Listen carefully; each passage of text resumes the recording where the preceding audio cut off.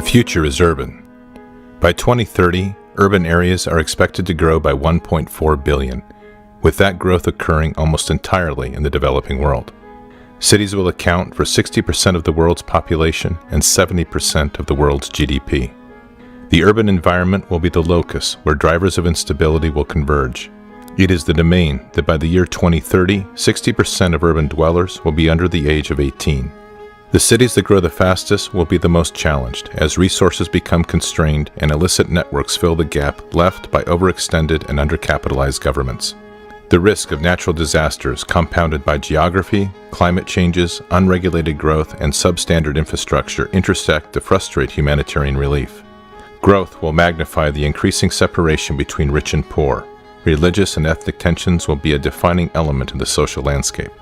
Stagnation will coexist with unprecedented development as impoverishment, slums, and shantytowns rapidly expand alongside modern high-rises, technological advances, and ever-increasing levels of prosperity.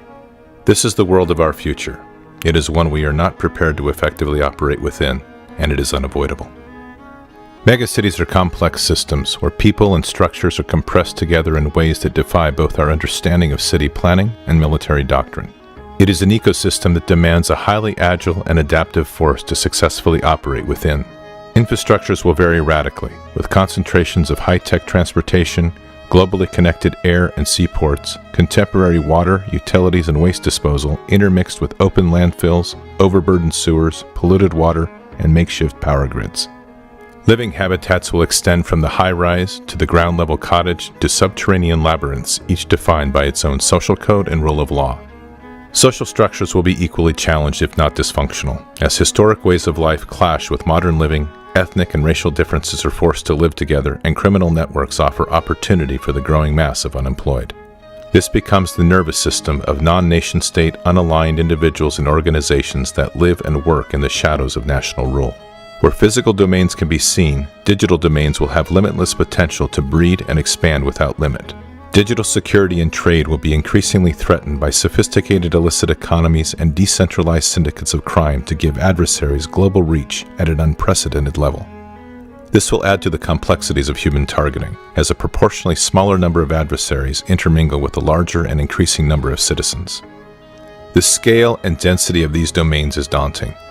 In a city of 10 million, where you hold the support of 99% of the population, the remaining 1% represents a threat of 100,000. It is an environment of convergence, hidden amongst the enormous scale and complexity of the megacity. These are the future breeding grounds, incubators, and launching pads for adversaries and hybrid threats. Linked globally, these are man-made labyrinths that provide refuge and movement across the vast sections of these cities where alternate forms of governance have taken control. The advice of doctrine, from Sun Tzu to current field manuals, has provided two fundamental options. Avoid the cities, or establish a cordon to either wait out the adversary or drain the swamp of non-combatants and engage the remaining adversaries in high-intensity conflict within. Even our counterinsurgency doctrine, honed in the cities of Iraq and the mountains of Afghanistan, is inadequate to address the sheer scale of population in the future urban reality. From the streets of Aachen to the Citadel and Way, we have defeated adversaries who attempted to use urban terrain to their advantage. Urban conflict is written deep into the Army's histories. But in tomorrow's conflict, these megacities are orders of magnitude greater in complexity, and our current options do not meet strategic ends. Our future operations must allow us to rapidly return the city to the people.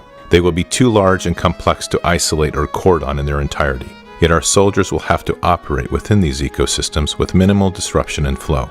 Our current and past strategies can no longer hold. We are facing environments that the masters of war never foresaw. We are facing a threat that requires us to redefine doctrine and the force in radically new and different ways.